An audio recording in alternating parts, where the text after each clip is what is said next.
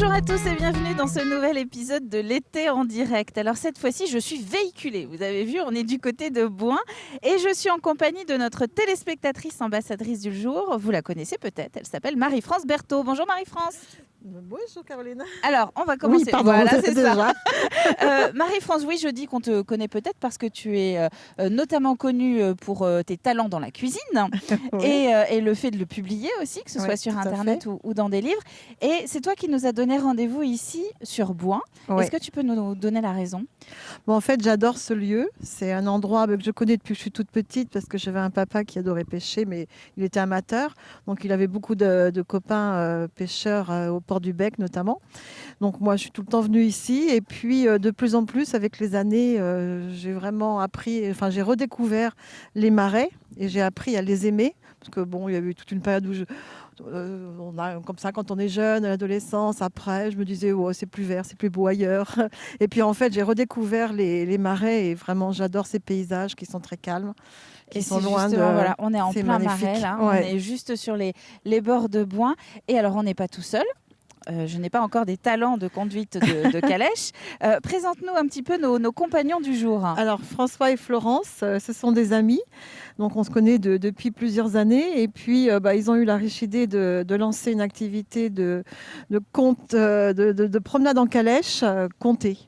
D'accord. Donc j'adore l'idée, je trouve que c'est génial, ça permet de découvrir les marais justement d'une autre manière, de façon éducative et ludique. Pardon.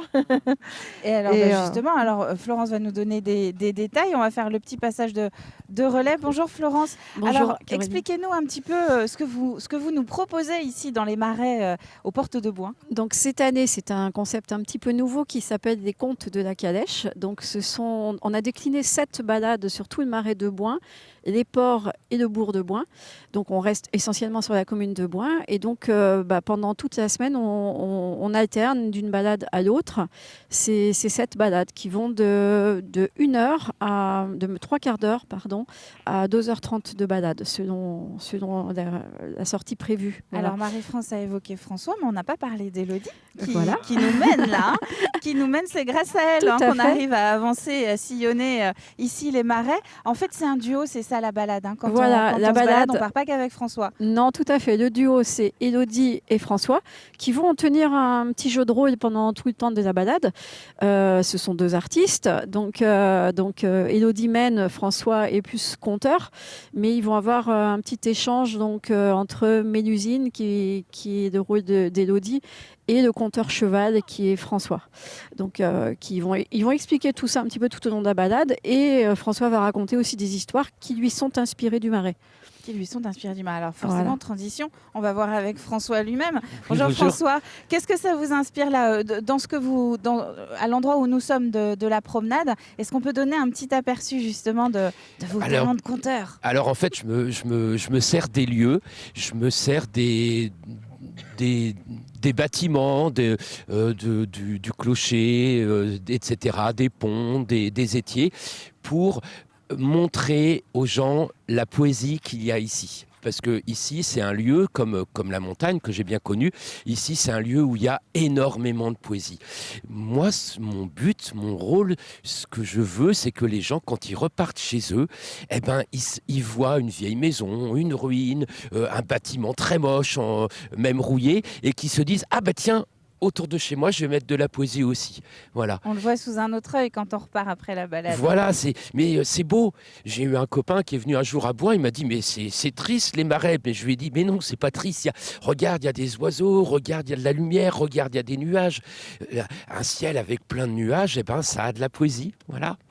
Alors vous nous avez évoqué quelques lieux tout à l'heure quand on a fait un petit repérage avant l'émission. Et notamment, alors je suis en train de la chercher. Elle est où la maison du monsieur sans tête là? Alors là on approche de la... Le bonhomme sans tête. Le bonhomme centaine, c'est par là. Et là, c'est la maison de la sorcière. Vous voyez, il y a des sacrées adresses ici à Bouin. Parlez-nous de cette maison de la sorcière.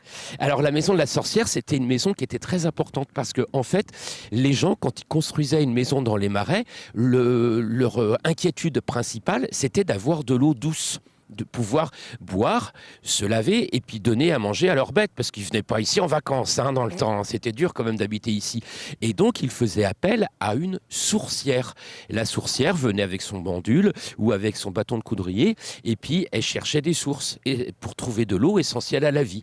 Mais c'était aussi une sorcière dans le sens où elle connaissait toutes les plantes et elle était là pour soigner les gens. Par contre, il ne fallait pas se moquer d'elle à cause de son nez crochu ou de ses cheveux peut-être un peu raides et peut-être un peu jaunâtres, parce que c'était une sorcière, donc elle pouvait jeter un sort aux gens. Voilà. Bon, il fallait être cool avec elle. Ouais. Deux petits mots quand même sur le parcours d'Élodie qui nous accompagne. Alors, je ne sais pas si c'est... Alors, oui, Élodie, donc toi, tu viens du Puy du Fou, c'est ça, avant d'arriver à Bouin? Oui, c'est ça. J'ai fait 2 ans au Puy du Fou, 2 saisons, et j'ai atterri dans les marais, un peu plus loin, un peu plus sur la côte, quoi. Changement de décor, mais toujours donc autour de ton talent avec les chevaux. De ma passion, en tout cas. Mon talent, je sais pas, mais en tout cas de ma passion, ouais. Et ben voilà, c'est une autre version de l'attelage, mais tout aussi prenante et géniale. Et en parallèle, alors François est initié au conte, c'est ça? Ouais, j'apprends un petit peu, ouais. Ouais, c'est un échange un peu de pratique et j'écoute et j'apprends un petit peu comme une enfant ou comme une élève sur le terrain. Donc voilà. C'est complémentaire. Exactement, ouais. On va terminer, Florence, avec juste quelques petites infos pratiques quand même pour vous joindre. Oui. On peut encore, là on est fin juillet, est-ce qu'on peut encore imaginer venir vous voir pour le mois d'août par exemple? Oui, bien sûr, jusqu'à fin septembre. On Jusqu'à propose fin le même septembre. programme internet août et septembre. Un Voilà, site parce que- internet peut-être? Voilà, un site internet.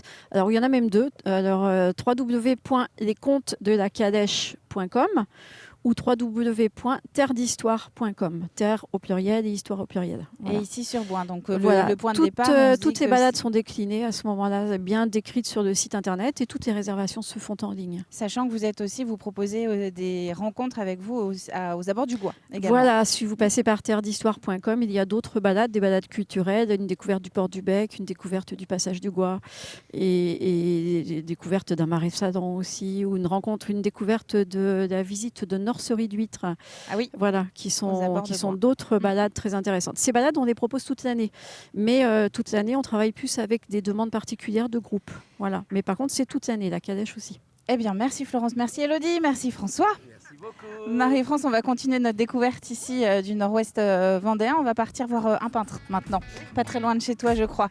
Merci à vous et à très vite pour une nouvelle découverte.